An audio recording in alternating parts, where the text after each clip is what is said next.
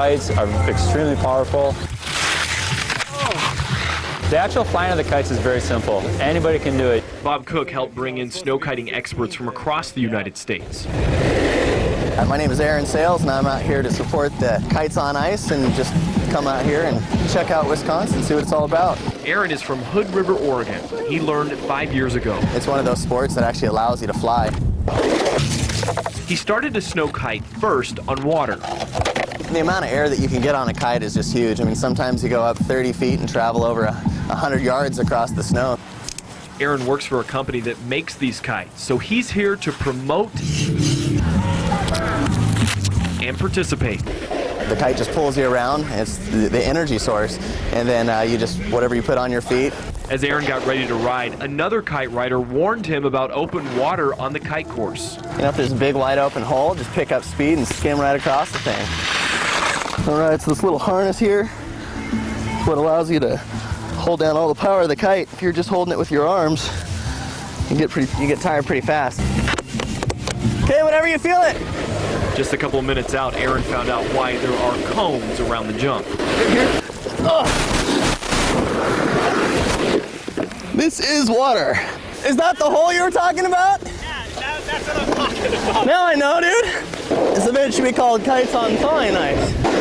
Okay, we officially just found that hole. This is the first year snow kiting has become big at Kites on Ice. I really think it's going to catch on and become a mainstream sport. In Madison, Mitch Weber, 27 News. It was reported stolen just hours before it came westbound here on Sentinel Pass. Authorities say it lost control, swerved onto the side of the road here. You can still see the tire track, and it blew right into this house. As 27 News reporter Tony Galley reports, football helped to begin healing deep wounds. I got a telephone call telling me there had been a car accident and 3 DeForest High School students had been killed. DeForest begins football without football booster Cass Cons and football players Kyle Reichstad and Matt Elliott. These were 3 of the finest young men you would ever meet. So much life, so much potential, and so many friends. Kyle is like always ready to go for the football team.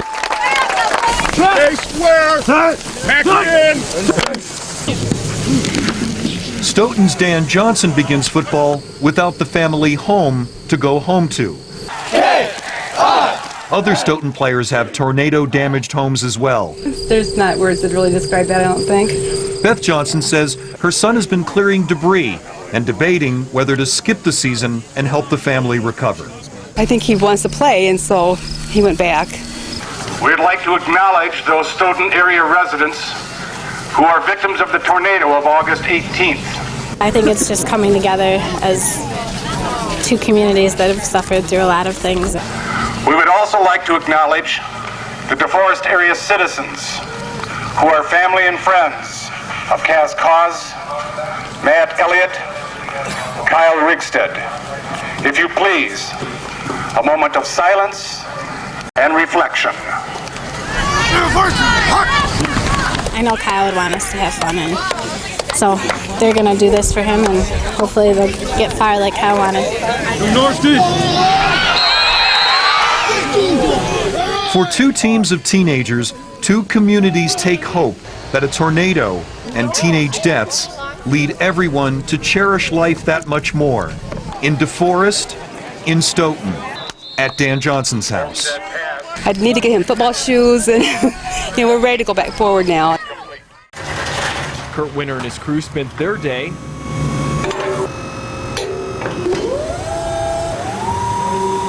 up on the Ronald rooftop.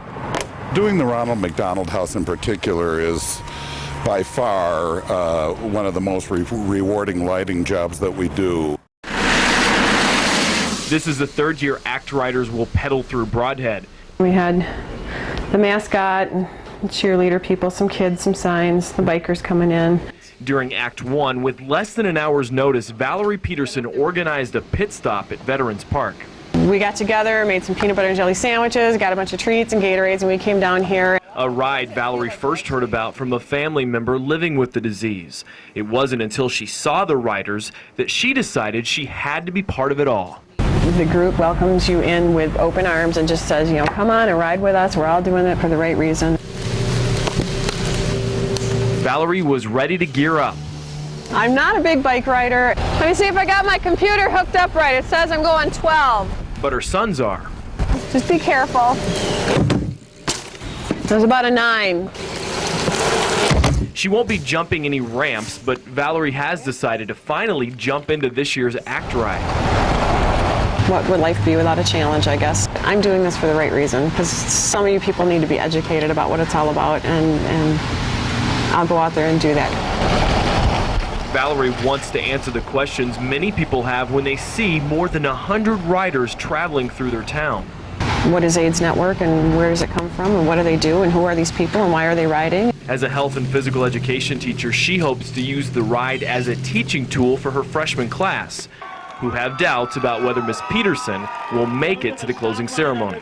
Half the freshmen are like, oh, you know, you're not going to do it. And the other half said, no, she'll do it, but she's never going to make it. Many bike for months just to make it 300 miles in 4 days. My training started about a week ago. And raising the $1,100 minimum for the cause can be just as tough. Fundraising, it's hard. It's hard. Her training was limited, her fundraising was shorter than her riding, but it's her determination that will push her the distance. I hope to surprise them all. I hope to surprise myself.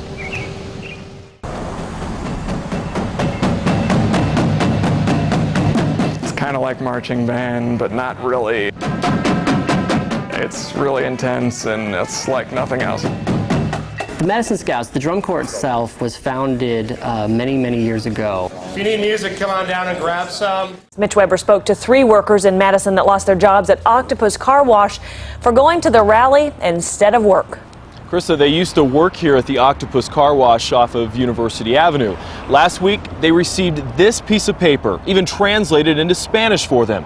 The owner says the message in here is clear. He supports them, but he just wanted them to find someone to cover their shift. Now, the workers say this message was lost in translation.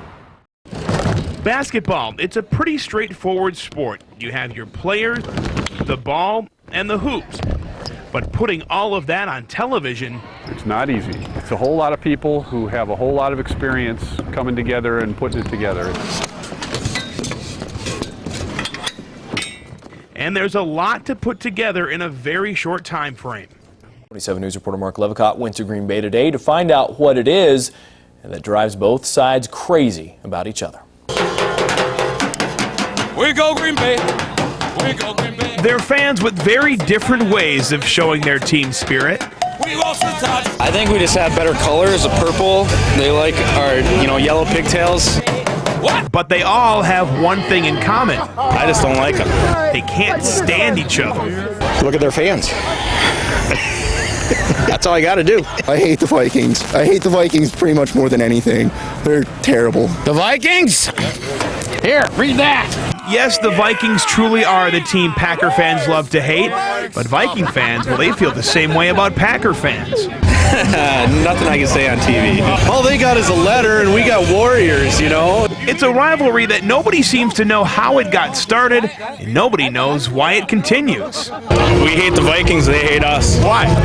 I don't know. While the rivalry may seem heated, it actually took us quite a while to find some Packer and Viking fans that truly hated each other. So I guess you could call it a love-hate relationship. It's the border battle.